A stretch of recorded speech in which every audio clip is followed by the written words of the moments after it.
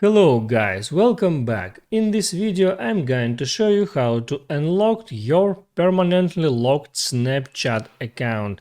That is quite simple and easy to do, so let's begin. And first you need to open up your browser and here go to support.snapchat.com to open up that website, and here you need to tap on Contact Us. Now there select I can't access my account, and here select I think my account has been hacked.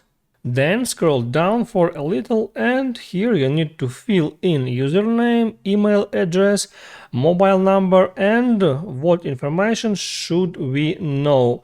And there you can describe that your account was permanently locked, but before that account was hacked. So some person hacked your account and after that locked it. And after that you can send that support ticket. You need to have some luck, of course, to solve that problem. If it helps you, write down in the comment that this way was helpful for you, and see you next time.